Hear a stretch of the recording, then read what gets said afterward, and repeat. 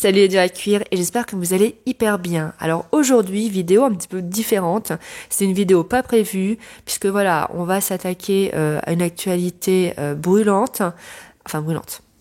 Tiède, parce que soyons honnêtes, on parle d'histoire, hein, donc c'est vrai que l'urgence est toute relative, mais on va s'attaquer à une polémique bien actuelle.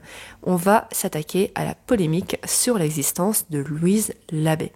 Alors j'avoue que généralement je m'intéresse pas trop aux querelles d'ego qui ont lieu dans les milieux universitaires, sauf qu'il y a quelques semaines je suis tombée totalement par hasard donc sur un article recommandé par Google Actualité qui revenait sur la polémique, et là je suis tombée des nues.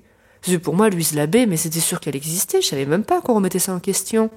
Moi, la première fois que je l'ai connue, que je l'ai connue, on n'a pas été boire un verre, hein, mais la première fois que j'en ai entendu parler, c'était en première, j'avais un manuel, et dans ce manuel scolaire, il y avait en haut des pages des petits encartés avec des mini-biographies d'auteurs français. Et il y avait Louise Labbé. Donc pour moi, c'est bon, c'était dans mon manuel de français, donc c'était acté qu'elle existait. Eh ben non!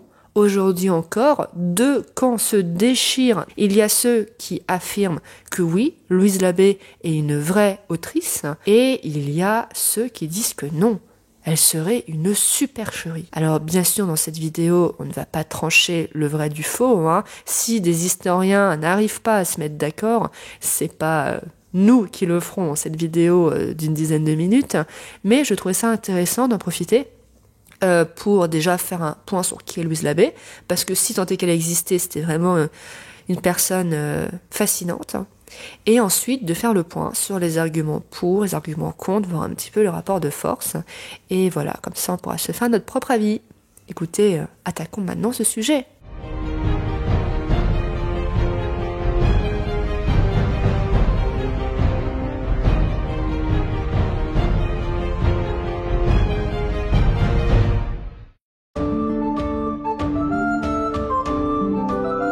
Mais d'abord, qui est Louise ? Si tant est qu'elle existait, bien entendu. Donc Louise Labbé naît à Lyon en 1524. Elle va mourir jeune, vers 1566. Elle appartient à ce qu'on appelle l'école de Lyon. Donc l'école de Lyon, c'était pas vraiment une école, c'était plutôt un groupe de poètes et hommes de lettres qui étaient précurseurs en fait. C'était des poètes qui voulaient casser les codes, qui voulaient vraiment mettre l'humain et les sentiments au cœur de leurs œuvres, qui rejetaient le latin pour écrire en français. Et Louise, même si elle s'inscrit pleinement dans ce courant, elle va quand même réussir encore à se distinguer. Alors, sous l'Ancien Régime, c'était pas si rare que ça quand même qu'une femme écrive. C'était pas non plus aussi répandu qu'aujourd'hui, soyons honnêtes, il y avait quand même un certain nombre de barrières sociales qui freinaient certaines candidates, mais dans l'ensemble, on voyait des poètes femmes, on voyait des écrivaines, mais Louise, elle va se distinguer parce que elle va aborder des thèmes tabous, boudés. Elle va notamment mettre au cœur de son œuvre le sentiment féminin, la passion féminine, parce que dans les poèmes au XVIe siècle, à la fin du Moyen-Âge, on voit beaucoup de lyrisme, on évoque beaucoup les sentiments, mais les sentiments masculins. Le schéma classique, c'est un homme qui tombe amoureux d'une femme, souvent inaccessible. Celle-ci est l'objet passif de ses désirs, mais on ne sait pas ce qu'elle ressent. Alors que Louise, non, elle comprend pas pourquoi on tait comme ça la passion féminine. Et elle va décrire cette passion féminine avec des mots très très crus. Alors elle n'a pas été si prolifique que ça. Après, peut-être aussi qu'on a perdu un certain nombre de ses œuvres. Le plus connu, ce sont les œuvres publiées en 1555, donc un recueil de 24 sonnets. On a aussi le débat de la folie et de l'amour en prose. Et enfin, nous avons 3 élégies. Alors, entre nous, je ne savais pas ce que c'était une élégie. Donc, l'élégie, c'est un poème lyrique exprimant une plainte douloureuse des sentiments mélancoliques. Par exemple, les élégies de Ronsard. Voilà, on aura tous appris quelque chose aujourd'hui. Et cette passion qu'aimait tant d'écrire Louise, on la retrouve dans son poème le plus célèbre, le sonnet numéro 8, « Je vis, je meurs ». Donc voici quelques lignes. Donc c'est écrit en ancien français, donc c'est vrai qu'à notre oreille, certains mots peuvent sonner bizarrement. Je vis, je meurs, je me brûle et me noie. J'ai chaud et trême en endurant froidure. La vie m'est trop molle et trop dure. J'ai grands ennuis, entremêlés de joie. Tout d'un coup je ris et je larmoie, et en plaisir maintes griffes tourments j'endure. Mais bien, Mon bien s'en va, et à jamais il dure. Tout en un coup, je sèche et je verdoie. Vous la sentez, la passion? Et pourtant, rien ne prédestinait Louise à faire carrière dans les lettres. C'était une femme du peuple, son père était cordier, mais elle va avoir beaucoup de chance. Sa première chance, c'est que son père va l'envoyer au couvent, où elle va recevoir une excellente éducation. Elle va apprendre les langues étrangères, le latin, la musique, l'écriture. Son deuxième chance, c'est qu'elle va faire un beau mariage. Elle va épouser aussi un cordier, mais un cordier riche, et un homme assez ouvert d'esprit pour permettre à Louise de suivre ses passions.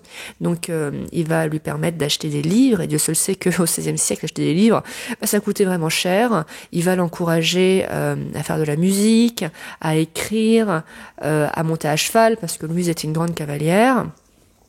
Alors, c'est quand même assez difficile de savoir ce que Louise a fait et ce qu'elle n'a pas fait, puisque beaucoup de choses lui ont été attribuées. Il faut savoir que Louise Labbé est devenue une icône féministe, et parfois sur Internet, on peut lire qu'elle aimait aussi manier les armes, qu'elle a même participé à des tournois.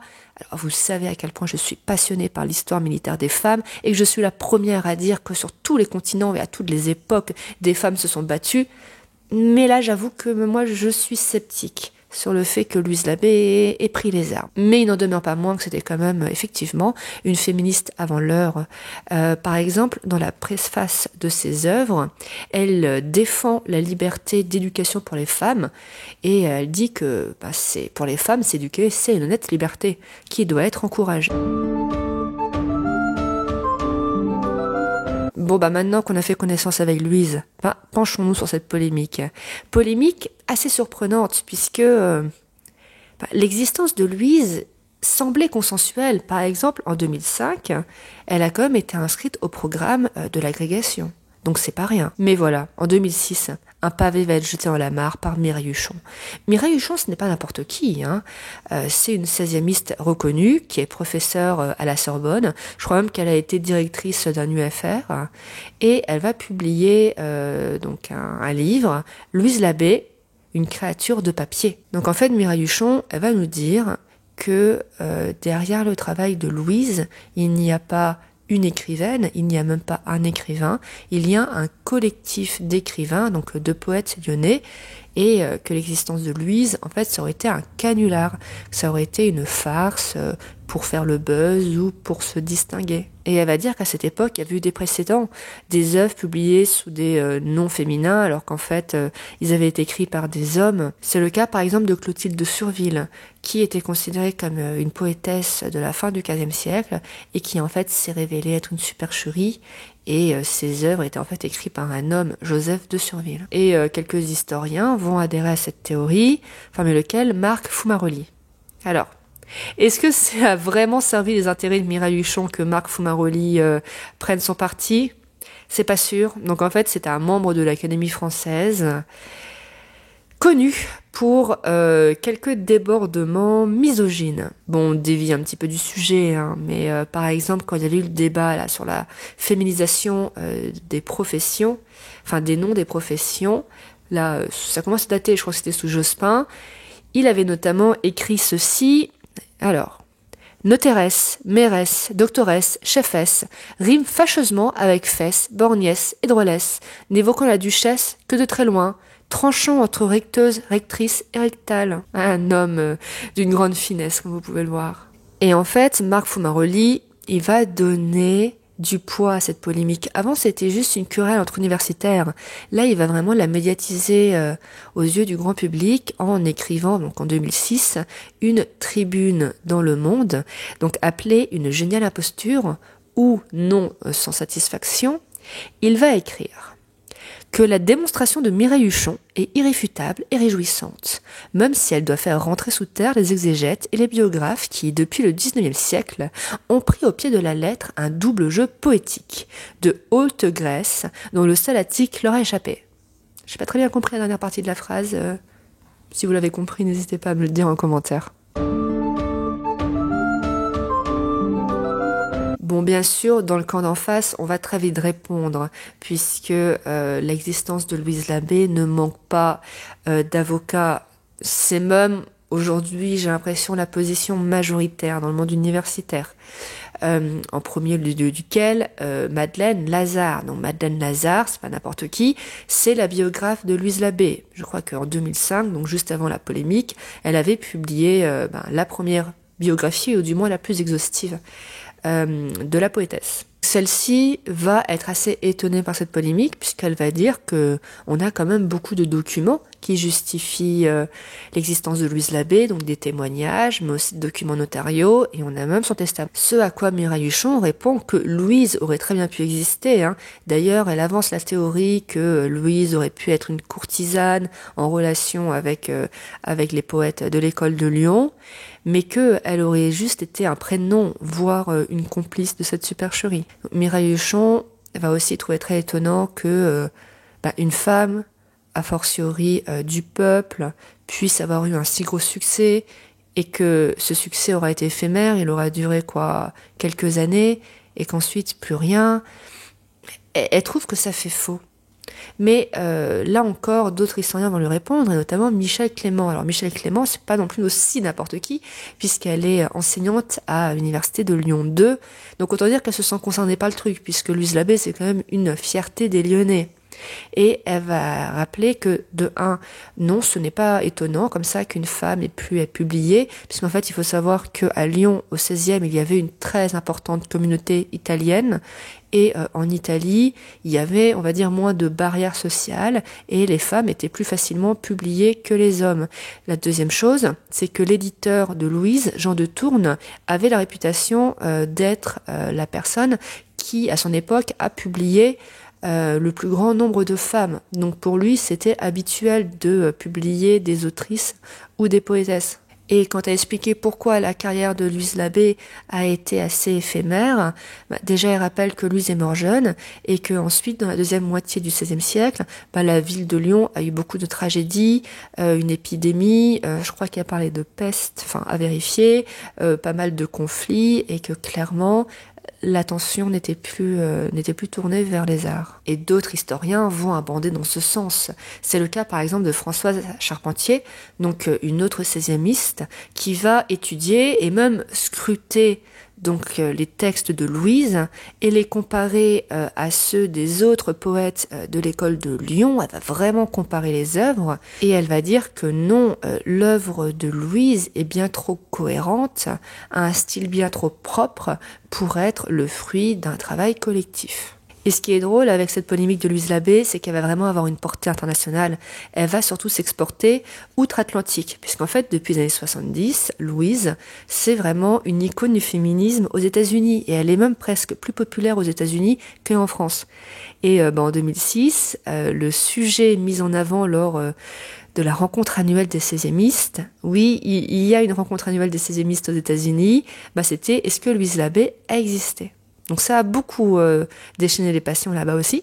Et François Rigolo, donc qui est professeur de littérature française à Princeton, donc c'est pas rien, qui va réagir en essayant de trouver un compromis.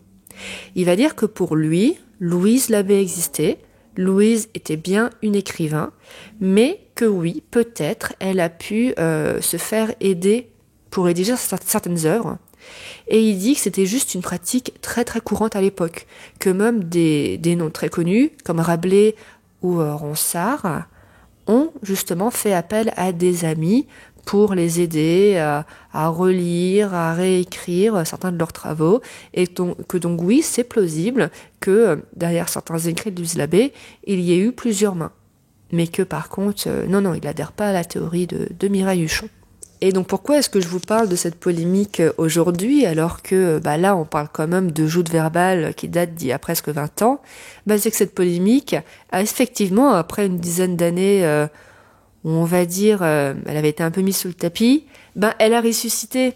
Elle a été ravivée parce que fin 2021, les éditions de la Pléiade ont édité les œuvres de Louise.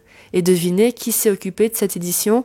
C'est Mireille Huchon. Mais ça va pas forcément servir à Louise Labbé, du moins ses intérêts, parce qu'en fait, ces éditions de la Pléiade vont valider cette thèse de la désattribution.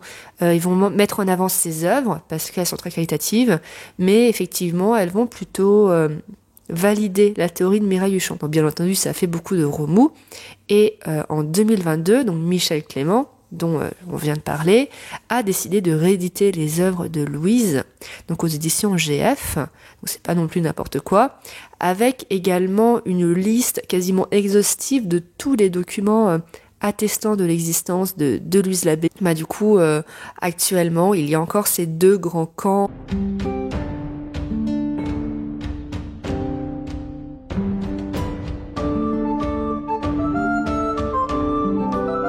Bon, alors du coup, en conclusion, écoutez, je vais vous dire ce que j'en pense. Alors, c'est juste mon avis personnel, hein, bien entendu. Écoutez, je trouve assez convaincant la théorie du professeur de Princeton, que oui, moi je pense que Louise a existé, mais peut-être qu'effectivement elle s'est fait aider.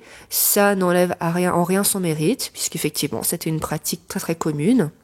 Et surtout, cette thèse-là du canular, mais j'y crois pas.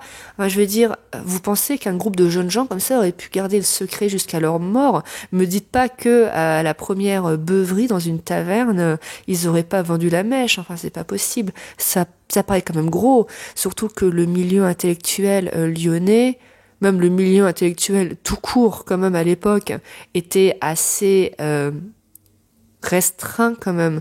Je veux dire, tout le monde connaissait plus ou moins tout le monde. Cette supercherie, elle aurait pas pu durer 500 ans. Bon, en tout cas, j'espère que ça vous a plu. Alors, c'est vrai que c'est un sujet peut-être un petit peu plus de niche comparé à d'habitude. Je pense que ça va pas plaire à tout le monde.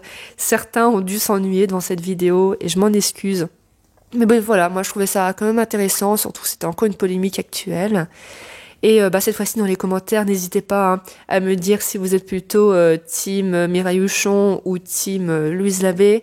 Et si vous avez des arguments qui m'auraient échappé, n'hésitez pas aussi à les écrire. Et moi je vous dis à très très très bientôt pour une autre vidéo. Salut!